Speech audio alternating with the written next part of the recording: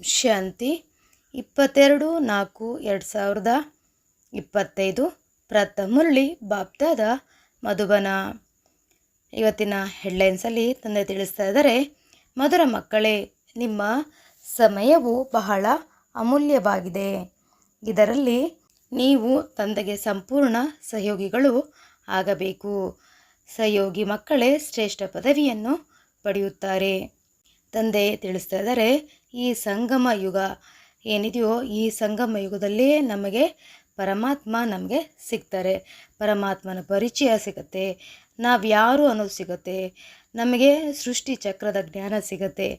ಈ ಯುಗದಲ್ಲೇ ನಮಗೆ ಜ್ಞಾನ ರತ್ನಗಳು ಸಿಗುತ್ತೆ. ಈ ಯುಗದಲ್ಲಿ ನಾವು ಎಷ್ಟು ಪ್ರಾಪ್ತಿ ಮಾಡ್ಕೊತೀವೋ ಅಷ್ಟು ನಾವು 84 ಜನ್ಮಕ್ಕೆ ಆಗುವಷ್ಟು ನಾವು ಪ್ರಾಪ್ತಿಯನ್ನು ಮಾಡ್ಕೊಳಕ್ಕೆ ಸಾಧ್ಯ. ಅದಕ್ಕಾಗಿ ತಂದೆಯಲ್ಲಿ ತಿಳಿಸ್ತಾ ಇದ್ದಾರೆ, ಇದು ಅಮೂಲ್ಯವಾದ ಸಮಯವಾಗಿದೆ ಅಂತ ಅಂದ್ಬಿಟ್ಟು. ಈ ಸಂಗಮ ಯುಗದಲ್ಲಿ ನಾವು ಎಷ್ಟು ಸಂಪೂರ್ಣವಾಗಿ ತಂದೆಯ ಶ್ರೀಮತಂತೆ ನಡಿತೀವಿ, ತಂದೆ ಏನು ಹೇಳಿದಾರೋ ಆ ರೀತಿ ಮಾಡ್ಕೊತ ಹೋಗ್ತೀವಿ, ಆವಾಗ ನಮಗೆ ಶ್ರೇಷ್ಠ ಪದವಿ ಸತ್ಯುಗದಲ್ಲಿ ನಮಗೆ ಸಿಗುತ್ತೆ ಅಂತ ಈ ಹೆಡ್ಲೈನ್ಸಲ್ಲಿ ತಂದೆ ತಿಳಿಸ್ತಾ ಇದ್ದಾರೆ. ಪ್ರಶ್ನೆಯಾಗಿದೆ, ಸೇವಾದಾರಿ ಮಕ್ಕಳು ಯಾವ ನೆಪವನ್ನು ಅವರು ಹೇಳಲು ಸಾಧ್ಯವಿಲ್ಲ ಎಂದು. ಉತ್ತರದಲ್ಲಿ ತಂದೆ ತಿಳಿಸ್ತಾ ಇದ್ದಾರೆ, ಮಕ್ಕಳು ಹೇಳ್ತಾರೆ, ಬಾಬಾ ಇಲ್ಲಿ ನನಗೆ ತುಂಬ ಬಿಸಿಲಿದೆ, ಇಲ್ಲಿ ತುಂಬ ಚಳಿ ಇದೆ, ಆದ್ದರಿಂದ ನನಗೆ ಈ ಸೇವೆಯನ್ನು ಮಾಡೋಕ್ಕೆ ಆಗೋದಿಲ್ಲ ಅಂತ ಸೇವಾದಾರಿ ಮಕ್ಕಳು ಹೇಳೋದಿಲ್ಲ. ಸ್ವಲ್ಪ ಬಿಸಿಲಾಗಿದೆ, ಚಳಿಯಾಗಿದೆ, ಆ ರೀತಿ ನಾವು ಏನಾಗಬಾರ್ದು, ತುಂಬ ನಾಜೂಕಾಗಬಾರ್ದು ಅಂತ ಹೇಳ್ತಾ ಇದ್ದಾರೆ. ಎಂಥದೇ ಚಳಿ ಇರಲಿ, ಬಿಸಿಲಿರಲಿ, ಮಳೆ ಇರಲಿ, ಏನೇ ಇದ್ದರೂ ಸಹ ಬಾಬಾರವರ ನೆನಪಿನಿಂದ ನಾವು ಎಲ್ಲವನ್ನ ಸೇವೆಯನ್ನು ಮಾಡಬೇಕು. ಯಾಕಂದರೆ ಕಲಿಯುಗ ಪ್ರಪಂಚ ಆಗಿದೆ. ಇಲ್ಲಿ ಒಂದು ಕ್ಷಣ ಸುಖ ಇದ್ದರೆ ಇನ್ನೊಂದು ಕ್ಷಣದಲ್ಲಿ ದುಃಖ ಇದ್ದೇ ಇರುತ್ತೆ. ಹಾಗಾಗಿ ಎಲ್ಲವನ್ನ ನಾವು ಸಮಾನ ರೀತಿಯಲ್ಲಿ ತಗೋಬೇಕು. ಸುಖ ದುಃಖ, ನಿಂದೆ ಸ್ತುತಿ ಮತ್ತು ಬಿಸಿಲು ಮಳೆ ಚಳಿ ಎಲ್ಲವನ್ನ ನಾವು ಸಮಾನ ರೀತಿಯಲ್ಲಿ ನಾವು ತಗೊಂಡಾಗ ಮಾತ್ರ ನಾವು ಯಾವುದೇ ರೀತಿಯಾದ ನಾವು ಮುಂದೆ ಪ್ರಾಪ್ತಿಯನ್ನು ಪಡ್ಕೊಳಕ್ಕೆ ಸಾಧ್ಯ ಆಗುತ್ತೆ. ಹಾಗಾಗಿ ನಮಗೆ ಎಷ್ಟು ಸಹನೆ ಮಾಡೋಕ್ಕೆ ಸಾಧ್ಯನೋ ಅಷ್ಟು ಸಹನೆಯನ್ನು ನಾವು ಮಾಡಿಕೊಂಡು ಪರಮಾತ್ಮನ ಸೇವೆಯಲ್ಲಿ ನಾವು ನಿರಂತರ ಆಗಿರಬೇಕು. ಯಾವುದೇ ರೀತಿಯಾದ ಈ ಸಣ್ಣವಾದ ಪ್ರಕೃತಿಗಳ ಮೇಲೆ ಆರೋಪವನ್ನು ಹೊರಿಸೋದು, ಚಳಿಯಾಗಿದೆ, ಬಿಸಿಲಾಗಿದೆ, ಆಮೇಲೆ ನನಗೆ ಆ ರೀತಿ ಆಯಿತು, ಸಂಬಂಧದಲ್ಲಿ ಈ ರೀತಿ ಏರ್ಪೇರಾಯಿತು, ನನ್ನ ಮನಸ್ಥಿತಿ ಸರಿಯಿಲ್ಲ, ಈ ರೀತಿಯಾದ ನೆಪವನ್ನು ಹೇಳಬೇಡಿ ಅಂತ ತಂದೆ ಹೇಳ್ತಾರೆ. ಈ ರೀತಿ ನೆಪವನ್ನು ಹೇಳಿದ್ರೆ ನಾವು ನಿಜವಾದ ಸೇವಾದಾರಿ ಮಕ್ಕಳು ಆಗೋಕ್ಕೆ ಸಾಧ್ಯ ಇಲ್ಲ. ಹಾಗಾಗಿ ಎಷ್ಟು ಸಾಧ್ಯನೋ ಅಷ್ಟು ಎಲ್ಲ ಸಹನೆ ಮಾಡಿಕೊಂಡು ಸಹನ ಶಕ್ತಿಯನ್ನು ಹೆಚ್ಚಿಸ್ಕೊಂಡು ನಾವು ಪರಮಾತ್ಮನಿಗೆ ಸಹಯೋಗಿ ಆತ್ಮಗಳು ಆಗಬೇಕಾಗಿದೆ. ಗೀತೆಯಾಗಿದೆ, ಧೈರ್ಯ ತಾಳು ಮಾನವನೇ. ಧಾರಣೆಗಾಗಿ ಮುಖ್ಯ ಸಾರ.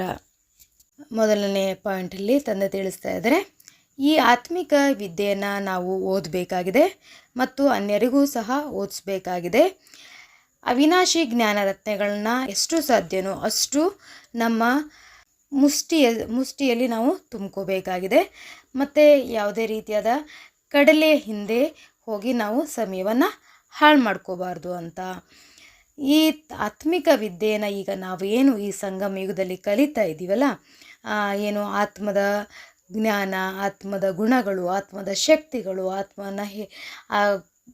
ಶಕ್ತಿಯನ್ನು ಹೇಗೆ ಜಾಗೃತ ಮಾಡ್ಕೋಬೇಕು, ಏನು ವಿದ್ಯೆಯನ್ನು ಕಲಿತಿದ್ದೀವೋ ಅದನ್ನು ಚೆನ್ನಾಗಿ ನಾವು ಅದನ್ನು ಕಲಿತು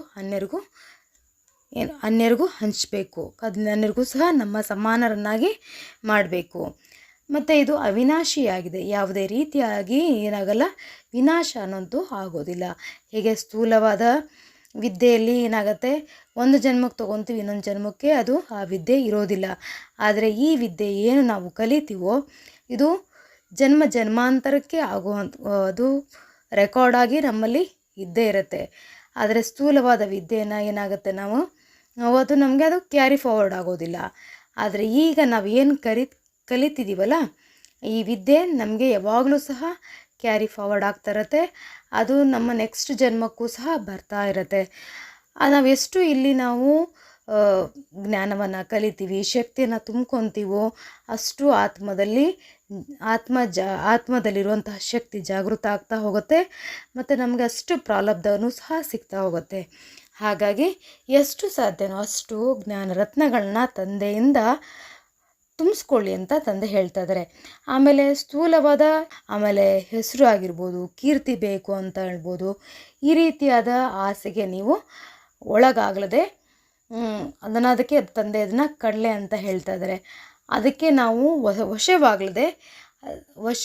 ಮಾಡಿಕೊಳ್ಳದೆ, ಅದಕ್ಕೋಸ್ಕರ ನಾವು ಸಮಯನ ಹಾಳು ಮಾಡಿಕೊಳ್ಳದೆ ನಮಗೆ ಪರಮಾತ್ಮನಿಂದ ಎಷ್ಟು ಸಾಧ್ಯವೋ ಅಷ್ಟು ಶಕ್ತಿಗಳನ್ನು ಪಡ್ಕೊಂಡು ಪರಮಾತ್ಮನ ಕಡೆಗೆ ನಮ್ಮ ಬುದ್ಧಿಯನ್ನು ಜೋಡಣೆ ಮಾಡಬೇಕು. ಶರೀರಕ್ಕೋಸ್ಕರ ಬರುವಂತಹ ಹೆಸರು, ಕೀರ್ತಿ, ಅದ್ರ ಮೇಲೆ ನೀವು ಹೋಗಬೇಡಿ, ಅದ್ರ ಹಿಂದೆ ಹೋಗಬೇಡಿ ಅಂತ ತಂದೆಯಲ್ಲಿ ತಿಳಿಸ್ತಾ ಇದ್ದಾರೆ. 2ನೇ ಪಾಯಿಂಟ್ ಆಗಿದೆ, ಈಗ ನಾಟಕವು ಪೂರ್ಣವಾಗುತ್ತಿದೆ, ಆದ್ದರಿಂದ ಸ್ವಯಂನನ್ನು ಕರ್ಮ ಬಂಧನಗಳಿಂದ ಮುಕ್ತ ಮಾಡಿಕೊಳ್ಳಬೇಕಾಗಿದೆ. ಸ್ವದರ್ಶನ ಚಕ್ರಧಾರಿಗಳಾಗಬೇಕು ಮತ್ತು ಅನ್ಯರಿಗೂ ಮಾಡಬೇಕು. ಮಾತಾ ಪಿತರನ್ನು ರಾಜ ಪದವಿಗೆ ಅಧಿಕಾರಿಗಳಾಗಬೇಕು. ಈಗ ತಂದೆ ಹೇಳ್ತಾ ಇರೋದೇನು, ಈಗ ನಾವು ಕಲಿಯುಗ ಅಂದರೆ ನಾವು ಘೋರ ಕಲಿಯುಗದಲ್ಲಿದ್ದೀವಿ. ಈಗ ಯಾರಿಗಾರ ಕೇಳಿದ್ರೆ ಹೇಳ್ತೀವಲ್ಲ, ನಾವು ಇದೇನು ನಡೀತಾ ಇದೆ ಅಂತ ಕೇಳಿದ್ರೆ, ಏನು ಯುಗ ನಡೀತಾ ಇದ್ದೀವಿ ಅಂತ ಕೇಳಿದ್ರೆ ಎಲ್ಲರೂ ಹೇಳ್ತಾರೆ ಕಲಿಯುಗ ಅಂತ ಹೇಳ್ತಾರೆ. ಆದರೆ ಈಗ ನಡೀತಾ ಇರೋದೇನು ಘೋರ ಕಲಿಯುಗ ನಡೀತಾ ಇದೆ. ಹಾಗಾಗಿ ಘೋರ ಕಲಿಯುಗ ಆದಮೇಲೆ ಒಂದಲ್ಲ ಒಂದು ರೀತಿಯಲ್ಲಿ ಅದು ಒಂದು ಅಂತ್ಯ ಆಗಲೇಬೇಕಲ್ಲ. ಅಂತ್ಯ ಆದಮೇಲೆ ಸತ್ಯುಗ ಬಂದೇ ಬರುತ್ತೆ. ಹಾಗಾಗಿ ಇದು ನಾಟಕ ಪೂರ್ಣ ಆಗ್ತಾ ಇದೆ. ಅದಕ್ಕೋಸ್ಕರ ನಾವು ಎಲ್ಲ ಬಂಧನಗಳಲ್ಲಿ ಏನು ಬಂಧನಗಳು ಸಿಕ್ಕಾಕೊಂಡಿದ್ದೀವಲ್ಲ, ನಾನು, ನನ್ನದು, ನನ್ನ ಪೊಸಿಷನ್, ನನ್ನ ಮನೆ, ನನ್ನ ಪರಿವಾರ, ನನ್ನ ತಂದೆ, ನನ್ನ ತಾಯಿ, ಈ ರೀತಿ ಆದ ಬಂಧನಗಳು ನಾವೇನು ಸಿಕ್ಕಾಕೊಂಡಿದ್ದೀವಲ್ಲ ಅದೆಲ್ಲದರಿಂದ ನಾವೇನು ಮಾಡಬೇಕು, ಮುಕ್ತರಾಗಬೇಕು. ಸ್ವದರ್ಶನ ಚಕ್ರಗಳ ದಾರಿಗಳಾಗಬೇಕು.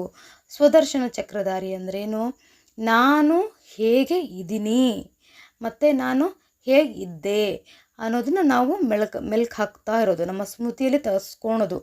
ಅಂದರೆ ನಾನು ಸತ್ಯುಗದಲ್ಲಿ ಹೇಗಿದ್ದೆ, ದೇವತೆ ಆಗಿದ್ದೆ, ಆಮೇಲೆ ನಿಧಾನವಾಗಿ ನಾನು ಕೆಳಗೆ ಇಳಿತಾ ಏನು ಮಾಡಿದೆ, ನಾನು ಕ್ಷತ್ರಿಯ ವರ್ಣದಲ್ಲಿ ಬಂದೆ, ಆಮೇಲೆ ನಾನು ವೈಶ್ಯ ಆದೆ, ಆಮೇಲೆ ಶೂದ್ರ ಆದೆ, ಆಮೇಲೆ ಮತ್ತೆ ಬಾಬಾರವರ ಜ್ಞಾನವನ್ನು ತಿಳ್ಕೊಂಡು ಮತ್ತೆ ಬ್ರಾಹ್ಮಣರಾದೆ, ಆಮೇಲೆ ನನ್ನ ಫರಿಷ್ಠ ಆದೆ. ನಾನು ಹೇಗಿದ್ದೆ, ಹೇಗಾದೆ ಅನ್ನೋದನ್ನು ನಾವು ನೋಡ್ತಾ ಹೋಗೋದು, ಸ್ವದರ್ಶನವನ್ನು ನೋಡೋದು. ದೇವತೆಯಿಂದ ಹೇಗೆ ನಾನು ಬ್ರಾಹ್ಮಣ ಆದೆ, ಎಷ್ಟು ಜನ್ಮವನ್ನು ನಾನು ಪಡ್ಕೊಂಡೆ, ನಾನು ಯಾವ್ಯಾವ ವರ್ಣದಲ್ಲಿ ಬಂದೆ, ನಾನು ಅಲ್ಲಿ ಹೇಗಿದ್ದೆ ಅನ್ನೋದನ್ನು ಅನುಭವ ಮಾಡ್ತಾ ಹೋಗೋದು ಒಂದು. ಮತ್ತು ಇನ್ನೊಂದು ಏನಂದರೆ, ನಾನು ಡೈಲಿ ಲೈಫಲ್ಲಿ ಅಂದರೆ ನಾನು ದೈನಂದಿನ ಜೀವನದಲ್ಲಿ ನಾನು ಎಷ್ಟು ವ್ಯರ್ಥ ಸಂಕಲ್ಪ ಮಾಡಿದೆ, ಎಷ್ಟು ಶುಭ ಭಾವನೆ ಶುಭ ಕಾಮನೆಯನ್ನು ಕೊಡಿದೆ, ಆಮೇಲೆ ಎಷ್ಟು ನಾನು ಒಳ್ಳೆಯದನ್ನು ಬಯಸಿದೆ ಅನ್ಯರಿಗೆ, ಎಷ್ಟು ಅನ್ಯರಿಗೆ ಕೆಟ್ಟದನ್ನು ಬಯಸಿದೆ, ಹೆಂಗೆ ಇದನ್ನೆಲ್ಲವನ್ನು ಚೆಕ್ ಮಾಡ್ಕೊಳೋದು ಸಹ ಒಂದು ಸ್ವದರ್ಶನ ಆಗುತ್ತೆ. ಸೊ ನಾವು ಡೈಲಿ ಏನು ಮಾಡಬೇಕು, ಎಷ್ಟು ಸಾಧ್ಯನೋ ಅಷ್ಟು ಸ್ವದರ್ಶನ ಚಕ್ರಧಾರಿಗಳು ಆಗಬೇಕು. ಒಂದು ಸೃಷ್ಟಿ ಚಕ್ರದ ಒಂದು ಸ್ವದರ್ಶನ ಆದರೆ, ಒಂದು ದೈನಂದಿನ ಚಕ್ರದಲ್ಲೂ ಸಹ ನಾವು ಸ್ವದರ್ಶನ ಚಕ್ರಧಾರಿಗಳಾಗಬೇಕು. ದೈನಂದಿನ ಜೀವನದಲ್ಲೂ ಸಹ ನಾವು ಪಾತ್ರವನ್ನು ಮಾಡ್ತೀವಿ, ದೈವಿ ಪಾತ್ರವನ್ನು ಮಾಡ್ತೀವಿ, ಅಂದರೆ ದೇವತಾ ಪಾತ್ರವನ್ನು ಮಾಡ್ತೀವಿ, ಕ್ಷತ್ರಿಯ ಪಾತ್ರವನ್ನು ಮಾಡ್ತೀವಿ. ಒಂದು ಡಿಸಿಷನ್ಸ್ ತೊಗೊಳಕ್ಕಾಗಲಿಲ್ಲ ಅಂತಂದಾಗ ನಮ್ಮ ಮನಸ್ಸು ಮತ್ತು ಬುದ್ಧಿಯಲ್ಲೇ ಏನಾಗ್ತಾ ಇರುತ್ತೆ, ವಾದ ವಿವಾದಗಳು ಆಗ್ತಾ ಇರುತ್ತೆ. ಅದಾಗತ್ತೋ ಅದಾಗಲ್ವೋ, ಅದಾಗಲ್ವೋ ಅನ್ನೋವಂಥದ್ದು ವಾದ ವಿವಾದಗಳಾಗುತ್ತೆ. ಆಮೇಲೆ ಒಂದೊಂದು ಶೂದ್ರ ಸಿಟ್ಟು ಮಾಡ್ಕೊಂಡ್ಬಿಡ್ತೀವಿ. ಈ ರೀತಿಯಾದ ಸಂಸ್ಕಾರಗಳು ಬಂದ್ಬಿಡುತ್ತೆ. ಹಾಗಾಗಿ ನಾನು ದೈನಂದಿನ ಜೀವನದಲ್ಲಿ ಕಾರ್ಯಗಳಲ್ಲಿ ನಾನು ಎಷ್ಟು ದೈವಿ ಗುಣಗಳು ಅಳವಡಿಸ್ಕೊಂಡಿದ್ದೀನಿ, ಇದು ಸಹ ಒಂದು ಸ್ವದರ್ಶನ ಆಗತ್ತೆ. ಸೊ ಈ ರೀತಿ ಮಾಡೋದ್ರಿಂದ ನಮ್ಮಲ್ಲಿರುವಂತಹ ಎಲ್ಲ ಹಸಿರು ಗುಣಗಳೆಲ್ಲವೂ ಹೋಗಿ ದೈವಿ ಗುಣಗಳು ಜಾಗೃತ ಆಗುತ್ತೆ, ಹೆಚ್ಚು ಜಾಗೃತ ಆಗ್ತಾ ಹೋಗುತ್ತೆ. ಹಾಗಾಗಿ ಸ್ವದರ್ಶನ ಚಕ್ರಧಾರಿಗಳು ಆಗಬೇಕು. ಮತ್ತು ಅನ್ಯರಿಗೂ ನಾವು ಮಾಡಿಸ್ಬೇಕು. ಯಾವಾಗ ನಾವು ಮಾಡ್ತಾ ಹೋಗ್ತೀವೋ ಆವಾಗ ಏನಾಗುತ್ತೆ, ನಮ್ಮ ಚೇಂಜಸ್ನ ನೋಡಿನೇ ಅವರು ಏನಾಗ್ಬಿಡ್ತಾರೆ, ಓ ಇವರು ಆ ರೀತಿ ಇಲ್ಲ, ಇವ್ರ ಥರ ಆಗಬೇಕು ಅನ್ನೋದು ಅವ್ರಿಗೆ ಬಂದ್ಬಿಡತ್ತೆ. ಆವಾಗ ನಾವು ಇದನ್ನು ಮಾಡಿ ಯಾಕಂದರೆ ನಮ್ಮಲ್ಲಿ ನಾವು ಎಷ್ಟು ಚೇಂಜಸ್ನ ತೊಗೊಂಡು ಬರ್ತೀವೋ ಆ ವೈಬ್ರೇಷನ್ನು ಹಾಗೆ ಹರಡುತ್ತೆ. ಮತ್ತು ಏನಾಗುತ್ತೆ, ನಾವೊಂದು ತಕ್ಷಣಕ್ಕೆ ಒಂದು ಸತಿ ಹೇಳಿದ ತಕ್ಷಣ ಅವ್ರಿಗೆ ಕ್ಯಾಚ್ ಮಾಡ್ಕೊಂಡ್ಬಿಡ್ತಾರೆ. ನಾವೇ ಮಾಡಲಿಲ್ಲ, ಸುಮ್ಮನೆ ಬಾಯಲ್ಲಿ ಹೇಳಿದ್ವಿ ಅಂದರೆ ಅವ್ರಿಗೆ ಕ್ಯಾಚ್ ಮಾಡ್ಕೊಳೋದಿಲ್ಲ. ಹಾಗಾಗಿ ನಾವು ಫಸ್ಟು ಮಾಡಬೇಕು, ಆಮೇಲೆ ಅನ್ನರಿಗೆ ನಾವು ಮಾಡಿಸ್ಬೇಕು. ಅದಕ್ಕೆ ಬಾಬಾ ಹೇಳ್ತಾ ಇದ್ದಾರೆ, ಮಾತಾಪಿತರನ್ನು ಫಾಲೋ ಮಾಡಿ ಅಂತ. ಮಾತಾಪಿತ ಯಾರು ಇಲ್ಲಿ? ನಿಮ್ಮಮ್ಮ ಮತ್ತು ಬ್ರಹ್ಮ ಬಾಬಾ, ಅವರನ್ನು ಫಾಲೋ ಮಾಡಿ ಅಂತ ಹೇಳ್ತಾರೆ. ಆವಾಗ ನಮಗೆ ರಾಜ್ಯ ಪದವಿ ಸತ್ಯುಗದಲ್ಲಿ ಸಿಗುತ್ತೆ ಅಂತ ವರದಾನ ಆಗಿದೆ. ಸಂಕಲ್ಪವನ್ನು ಸಹ ಚೆಕ್ ಮಾಡಿಕೊಂಡು ವ್ಯರ್ಥದ ಖಾತೆಯನ್ನು ಸಮಾಪ್ತಿ ಮಾಡುವಂತಹ ಶ್ರೇಷ್ಠ ಸೇವಾದಾರಿ ಭವ. ಸಂಕಲ್ಪ, ನಾವು ಮಾಡುವಂಥ ಪ್ರತಿಯೊಂದು ಥಾಟ್ಸ್ನು ಸಹ ನಾವೇನು ಮಾಡಬೇಕು, ಚೆಕ್ ಮಾಡ್ಕೋಬೇಕು. ಆವಾಗ ನಾವು ವ್ಯರ್ಥ ಸಂಕಲ್ಪದಿಂದ ಮುಕ್ತ ಆಗ್ತೀವಿ, ವ್ಯರ್ಥದ ಖಾತೆಯಿಂದ ಮುಕ್ತ ಆಗ್ತೀವಿ ಅಂತ ಹೇಳ್ತಾ ಇದ್ದಾರೆ. ಇದರ ವಿಸ್ತಾರ ಆಗಿದೆ. ಶ್ರೇಷ್ಠ ಸೇವಾದಾರಿ ಯಾರಂದರೆ, ಯಾರು ಪ್ರತಿ ಸಂಕಲ್ಪವೂ ಸಹ ಶಕ್ತಿಶಾಲಿಯಾಗಿರುತ್ತದೆ. ಏಕೆಂದರೆ ಸೇವಾದಾರಿ ಅಂದ್ರೇ ವಿಶ್ವದ ಸ್ಟೇಜ್ ಮೇಲೆ ಆ್ಯಕ್ಟ್ ಮಾಡುವಂಥವರು. ಇಡೀ ವಿಶ್ವ ನಮ್ಮನ್ನು ಅನುಕರಣೆ ಮಾಡುತ್ತದೆ. ಒಂದು ವೇಳೆ ನಿಮ್ಮ ಒಂದು ಸಂಕಲ್ಪ ವ್ಯರ್ಥ ಮಾಡಿದರೆ ಕೇವಲ ತಮ್ಮ ಪ್ರತಿ ಮಾಡಲಿಲ್ಲ ಮತ್ತು ಅನೇಕರಿಗೆ ನೀವು ನಿಮಿತ್ತರಾಗಿರುವಿರಿ. ಆದ್ದರಿಂದ ಈಗ ವ್ಯರ್ಥದ ಖಾತೆಯನ್ನು ಸಮಾಪ್ತಿ ಮಾಡಿ ಶ್ರೇಷ್ಠ ಸೇವಾದಾರಿಗಳಾಗಿ. ಇಲ್ಲಿ ಬಾಬಾ ಹೇಳ್ತಾ ಇದ್ದಾರೆ, ನಾವೆಲ್ಲ ಏನಾಗಿದ್ದೀವಿ ಅಂತಂದರೆ ನಟನೆ ಮಾಡೋರಲ್ಲ, ಬಾಬಾರವರ ಮಕ್ಕಳು ಅಂತಂದ ತಕ್ಷಣ ನಾವು ಪ್ರತ್ಯಕ್ಷ ಮಾಡೋವಂಥವ್ರು, ಬಾಬಾರವ್ರನ್ನ ಪ್ರತ್ಯಕ್ಷ ಮಾಡೋವಂಥವ್ರು. ಬಾಬಾರವರ ಜ್ಞಾನ ಸಿಕ್ಕಿದೆ ಅಂತಂದ್ರೇ ಸಾಕು, ನಾವು ಒಂದಲ್ಲ ಒಂದು ರೀತಿಯಲ್ಲಿ ಪ್ರತ್ಯಕ್ಷ ಆಗಿಬಿಡ್ತೀವಿ. ಸೊ ಅದಕ್ಕೆ face is the index of mind ಅಂತ ಹೇಳ್ತಾರಲ್ಲ, ಆ ರೀತಿ ಇಲ್ಲಿ ನಾವು ನಮ್ಮ ಸಂಕಲ್ಪಗಳು ಸ್ವಲ್ಪ ಚೇಂಜಸ್ ಆದರೂ ಸಹ ನಮ್ಮ ಮುಖದಲ್ಲಿ ಕಂಡುಬಿಡತ್ತೆ, ನಮ್ಮ ವಲನೆಯಲ್ಲಿ ಕಂಡುಬಿಡತ್ತೆ. ಅದಕ್ಕೋಸ್ಕರ ನಾವು ಸದಾ ಏನು ಮಾಡಬೇಕು, ಶ್ರೇಷ್ಠ ಸಂಕಲ್ಪಗಳನ್ನೇ ಮಾಡಬೇಕು, ಮತ್ತು ಅದು ಸಹ ಶಕ್ತಿಶಾಲಿಯಾದ ಸಂಕಲ್ಪಗಳನ್ನೇ ಮಾಡಬೇಕು. ಯಾಕಂದರೆ ನಾವು ಏನು ಬಾಬಾ ನಮ್ಮನ್ನ ಪತಿತರಿಂದ ಪಾವನರನ್ನಾಗಿ ಮಾಡಲಿಕ್ಕೆ ಬಂದಿದ್ದಾರಲ್ಲ, ಅಂಥ ತಂದೆಗೆ ನಾವು ಮಕ್ಕಳಾಗಿದ್ದೀವಿ. ಮತ್ತು ನಾವು ಇಡೀ ವಿಶ್ವಕ್ಕೆ ಸೇವಾದಾರಿ ಆಗಿರುವಂತಹ ಮಕ್ಕಳಾಗಿದ್ದೀವಿ, ವಿಶ್ವ ಕಲ್ಯಾಣಕಾರಿ ಮಕ್ಕಳಾಗಿದ್ದೀವಿ, ವಿಶ್ವ ಸೇವಾದಾರಿ ಮಕ್ಕಳಾಗಿದ್ದೀವಿ. ಇಡೀ ವಿಶ್ವವನ್ನೇ ನಾವು ಪಾವನರನ್ನಾಗಿ ಮಾಡುವಂಥ ಮಕ್ಕಳಾಗಿದ್ದೀವಿ, ಅಂಥ ತಂದೆಗೆ ಮಕ್ಕಳಾಗಿದ್ದೀವಿ. ಮತ್ತು ನಾವು ಆ ರೀತಿಯಾದ ಕೆಲಸಗಳನ್ನು ಮಾಡ್ತಾಯಿದ್ವಿ. ಯಾಕಂದರೆ ಆತ್ಮಿಕ ದೃಷ್ಟಿಯಿಂದ ನಾವು ಮಾಡ್ತಾ ಇರೋದು ಎಲ್ಲವೂ ಸಹ ಗುಪ್ತವಾಗಿದೆ. ಅದೆಲ್ಲವೂ ಸಹ ಏನಾಗುತ್ತೆ, ಅದು ವಿಶ್ವದ ಸ್ಟೇಜ್ನಲ್ಲಿ ಕಾಣ್ತಾ ಇರುತ್ತೆ. ಯಾಕಂದರೆ ನಾವು ಅಲ್ಲಿ ನಟನೆ ಮಾಡೋರಾಗಿದ್ದೀವಿ, ಅದನ್ನೆಲ್ಲರೂ ಸಹ ನೋಡ್ತಾ ಇರ್ತಾರೆ. ಅನೇಕ ಆತ್ಮಗಳು ನಮ್ಮಂಗೇ ಇಮಿಟೇಟ್ ಮಾಡ್ತಾ ಇರ್ತಾರೆ, ಅನುಸರಿಸ್ತಾ ಇರ್ತಾರೆ. ಆದ್ದರಿಂದ ನಾವೇನು ಮಾಡಬಾರ್ದು, ಒಂದೂ ಸಹ ವ್ಯರ್ಥ ಸಂಕಲ್ಪವನ್ನು ನಾವು ಮಾಡಬಾರ್ದು. ಯಾವಾಗ ನಾವು ವ್ಯರ್ಥ ಸಂಕಲ್ಪವನ್ನು ಮಾಡ್ತೀವೋ ಆವಾಗ ನಾವು ಅಂದ್ಕೊಂಡ್ಬಿಡ್ಬೇಕು, ಬರೀ ನನ್ನ ಪ್ರತಿಯಾಗಿ ಅಲ್ಲ, ಅನೇಕ ಆತ್ಮಗಳಿಗೆ ನಾನು ನಿಮಿತ್ತ ಆಗಿಬಿಟ್ಟಿದ್ದೀನಿ, ಅನೇಕ ಆತ್ಮಗಳಿಗೆ ನಿಮಿತ್ತ ಆಗಿದ್ದೀನಿ ಅನ್ನೋದನ್ನು ನಾವು ಸದಾ ಗಮನ ಇಟ್ಕೋಬೇಕು. ಹಾಗಾಗಿ ನಾವು ಎಲ್ಲ ವ್ಯರ್ಥ ಸಂಕಲ್ಪಗಳನ್ನ ಸಮಾಪ್ತಿ ಮಾಡಬೇಕು ಅಂತಂದರೆ ಶ್ರೇಷ್ಠ ಸಂಕಲ್ಪಗಳನ್ನೇ ನಾವು ಮಾಡಬೇಕು. ಅದು ಸಹ ಶಕ್ತಿಶಾಲಿಯಾಗಿರುವಂತಹ ಸಂಕಲ್ಪಗಳನ್ನೇ ಮಾಡಬೇಕು. ನಮ್ಮ ಸಂಕಲ್ಪಗಳು ಯಾವಾಗ ಶ್ರೇಷ್ಠ ಆಗಿರುತ್ತೋ ಆವಾಗ ನಮ್ಮ ಮಾತುಗಳಲ್ಲೂ ಸಹ ಶ್ರೇಷ್ಠತೆ ಬಂದ್ಬಿಡತ್ತೆ. ಯಾವಾಗ ನಮ್ಮ ಮಾತುಗಳು ಶ್ರೇಷ್ಠ ಆಗುತ್ತೋ ನಮ್ಮ ಕರ್ಮನೂ ಸಹ ಶ್ರೇಷ್ಠ ಆಗೋಗ್ಬಿಡುತ್ತೆ. ಅದಕ್ಕೋಸ್ಕರ ಸದಾ ನಮ್ಮ ಸಂಕಲ್ಪಗಳ ಮೇಲೆ ಸಂಪೂರ್ಣವಾದ ಗಮನ ಇರಬೇಕು. ಒಂದು ವೇಳೆ ಏನಾರ ಗೊತ್ತೋ ಗೊತ್ತಿಲ್ಲದೇನೋ ನಮಗೆ ಸಂಕಲ್ಪಗಳು ನಡೀತಾ ಇದ್ದರೆ ಅದನ್ನು ಚೆಕ್ ಮಾಡ್ಕೊಳ್ಳಿ, ತಕ್ಷಣ ಏನು ಮಾಡಿ ಚೇಂಜ್ ಮಾಡ್ತಾ ಹೋಗಿ. ಆವಾಗ ಏನಾಗುತ್ತೆ, ನಾವು ಸಂಕಲ್ಪಗಳನ್ನ, ನಮ್ಮ ಮನಸ್ಸನ್ನು ಮತ್ತು ನಮ್ಮ ಸಂಕಲ್ಪಗಳನ್ನ ನಾವು ಹತೋಟಿಯಲ್ಲಿ ಇಟ್ಕೊಳಕ್ಕೆ ಸಾಧ್ಯ ಆಗತ್ತೆ. ನೀವು ಸಂಕಲ್ಪಗಳನ್ನ ಸದಾ ಶಕ್ತಿಶಾಲಿಯನ್ನಾಗಿ ಮಾಡಿ ಅಂತ ಹೇಳ್ತಾ ಇದ್ದಾರೆ ಇಲ್ಲಿ ವರದಾನದಲ್ಲಿ. ಸ್ಲೋಗನ್ ಆಗಿದೆ, ಸೇವೆಯ ವಾಯುಮಂಡಲದ ಜೊತೆಗೆ ಬೇಹದ್ದಿನ ವೈರಾಗ್ಯ ವೃತ್ತಿಯ ವಾಯುಮಂಡಲ ರಚನೆ ಮಾಡಿ. ನಾನು ಇವಾಗ ಸೇವೆ ಮಾಡ್ತಾ ಇದ್ದೀನಿ.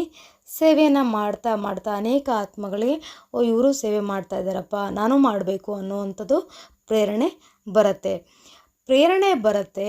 ಅವರು ಸಹ ಬೇರೆಯವರು ಸಹ ಏನಾಗುತ್ತಾರೆ, ಸೇವೆಯನ್ನು ಮಾಡೋಕ್ಕೆ ನಮ್ಮ ಜೊತೆಗೆ ಪಾಲ್ಗೊಳ್ತಾರೆ. ಅದ್ರ ಜೊತೆಗೆ ಆ ವಾಯುಮಂಡಲ ಏನು ಮಾಡ್ತಿದ್ವಿ, ವೈಬ್ರೇಷನ್ನ ಅನೇಕರಿಗೆ ಹರಡಿಸ್ತಾ ಇದ್ದೀವಿ.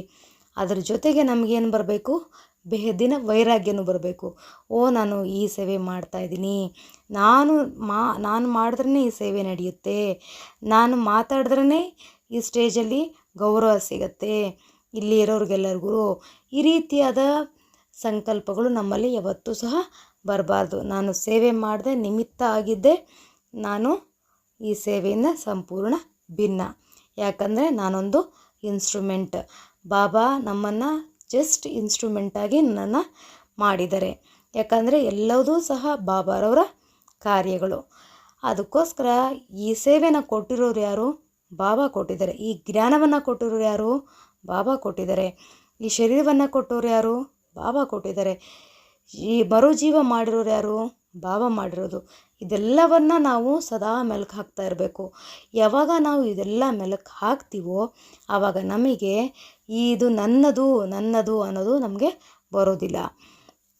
ಅದಕ್ಕೋಸ್ಕರ ಇಲ್ಲಿ ಏನು ಹೇಳ್ತಿದ್ದಾರೆ ತಂದೆ, ವೈರಾಗ್ಯ ವೃತ್ತಿಯಿಂದ ನಾವು ವೈರಾಗ್ಯ ವೃತ್ತಿಯನ್ನು ಸಹ ವಾಯುಮಂಡಲದಲ್ಲಿ ರಚನೆ ಮಾಡಬೇಕು. ಈಗ ನಾನೇ ಸೇವೆ ಮಾಡಿದೆ, ಈಗ ನನ್ನನ್ನು ಸೇವೆ ಮಾಡಿರೋದು ನೋಡ್ಬಿಟ್ಟು ಅನೇಕರು ಮಾಡ್ತಾ ಇದ್ದಾರೆ ಅಂದ ತಕ್ಷಣ ನನ್ನಲ್ಲಿ ಸೇವಾದ ಅಹಂಕಾರ ಬರಬಾರ್ದು. ಬಾಬಾರವರ ಮಕ್ಕಳು ಎಲ್ಲಿದ್ದರೂ ಗೋಚರ ಆಗ್ತಾರೆ.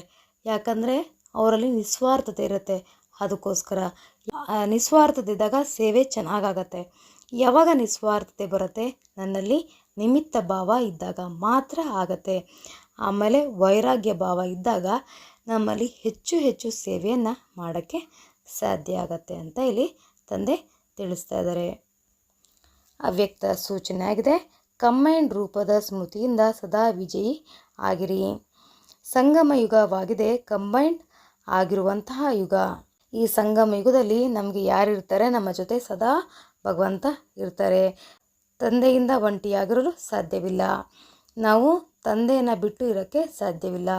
ಮಲಗಿದ್ರೆ ಕೂತ್ರೆ ಬಾಬಾ ಬಾಬಾ ಅಂತಲೇ ಇರ್ತೀವಿ. ಅದಕ್ಕೋಸ್ಕರ ನಾವು ಅವ್ರನ್ನ ಜೊತೆಗಾರರನ್ನಾಗಿ ಮಾಡಿಕೊಳ್ಬೇಕು. ಕಂಪನಿ ಮತ್ತು ಕಂಪ್ಯಾನಿಯನ್ನಾಗಿ ನಾವು ಮಾಡ್ಕೋಬೇಕು. ಸದಾ ತಂದೆಯ ಜೊತೆ ಇರುವುದು ಅಂತಂದ್ರೇ ನಾವು ಸಂತುಷ್ಟರಾಗಿದ್ದೀವಿ ಅಂತ ಅರ್ಥ. ತಂದೆ ಮತ್ತು ನಾನು ಸದಾ ಕಂಬೈಂಡ್ ಆಗಿದ್ದಾಗ ಕಂಬೈಂಡ್ ಶಕ್ತಿ ಬಹಳ ದೊಡ್ಡ ಕೆಲಸವನ್ನೇ ಮಾಡಿಸಿಬಿಡುತ್ತದೆ. ಒಂದು ಕಾರ್ಯದ ಬದಲಾಗಿ 1000 ಕಾರ್ಯವನ್ನು ಮಾಡಿಸ್ಬಿಡುತ್ತೆ. ನಾವು ಒಬ್ಬರೇ ಇದ್ದರೆ ಏನಾಗುತ್ತೆ, ಒಂದೇ ಕಾರ್ಯ ಮಾಡ್ತೀವಿ. ಅದೇ ನನಗೆ 1000 ಭುಜದ ಭಗವಂತ ನನ್ನ ಜೊತೆಗಿದ್ದಾರೆ ಅಂತ ಅಂದ್ಕೊಂಡಾಗ 1000 ಭುಜಗಳು ಆಟೋಮೆಟಿಕ್ಕಾಗಿ ಕೆಲಸ ಮಾಡುತ್ತೆ. ಹಾಗಾಗಿ ನನಗೆ ಸದಾ ಯಾರಿದ್ದಾರೆ ನನ್ನ ಜೊತೆಗೆ, 1000 ಭುಜ ಇರುವಂತಹ ತಂದೆ ನನ್ನ ಜೊತೆಗಿದ್ದಾರೆ ಅನ್ನುವಂಥದ್ದು ನಮ್ಮ ಬುದ್ಧಿಯಲ್ಲಿ ಸದಾ ಇರಬೇಕು. ಆವಾಗ ನಾವು ನಿಸ್ವಾರ್ಥವಾಗಿ ಮತ್ತು ನಿಶ್ಚಿಂತವಾಗಿ, ಆಮೇಲೆ ನಿಮಿತ್ತ ಭಾವವಾಗಿ ಎಲ್ಲ ಸೇವೆಯನ್ನು ನಾವು ಮಾಡ್ತಾ ಹೋಗ್ಬೋದು. ಆಮೇಲೆ ನಮಗೆ ಯಾವುದೇ ರೀತಿಯಾದ ಕೆಲಸ ಕಾರ್ಯಗಳು ಹೊರೆ ಅನಿಸೋದಿಲ್ಲ. ಅದಕ್ಕೋಸ್ಕರ ತಂದೆ ಹೇಳ್ತಾ ಇದ್ದಾರೆ, ನನ್ನನ್ನು ಯಾವಾಗಲೂ ನಿಮ್ಮ ಜೊತೆಗಾರರನ್ನಾಗಿ ಮಾಡ್ಕೊಳ್ಳಿ, ಸರ್ವ ಸಂಬಂಧಗಳಲ್ಲಿ ನಾನು ನಿಮ್ಮ ಜೊತೆಗಿರ್ತೀನಿ ಅಂತ ಬಾಬಾ ಯಾವಾಗಲೂ ಹೇಳ್ತಾ ಇರ್ತಾರೆ. ಓಂ ಶಾಂತಿ. ನಾನಾತ್ಮ ಶಾಂತ ಸ್ವರೂಪನಾಗಿದ್ದೇನೆ. ನಾನು ಯಾವುದೇ ರೀತಿಯಾದ ನಿಂದನೆ, ಸ್ತುತಿ, ಮಾನ, ಅಪಮಾನಗಳಿಗೆ ಒಳಗಾಗದ ಆತ್ಮನಾಗಿದ್ದೇನೆ. ನನ್ನಲ್ಲಿ ಅಪಾರವಾದ ಸಹನಶೀಲತೆಯ ಶಕ್ತಿ ತುಂಬಿದೆ. ಪರಮಾತ್ಮ ನನಗೆ ಅಪಾರವಾದ ಶಕ್ತಿಯನ್ನು ನೀಡಿದ್ದಾರೆ. ಈ ಶಕ್ತಿಯಿಂದ ನನ್ನಲ್ಲಿರುವಂತಹ ಸಹನಶೀಲತೆಯ ಶಕ್ತಿ ಜಾಗೃತವಾಗಿದೆ. ನಾನು ಸ್ವಯಂ ಭಗವಂತನ ಅತಿ ಪ್ರಿಯ ಸಂತಾನನಾಗಿದ್ದೇನೆ.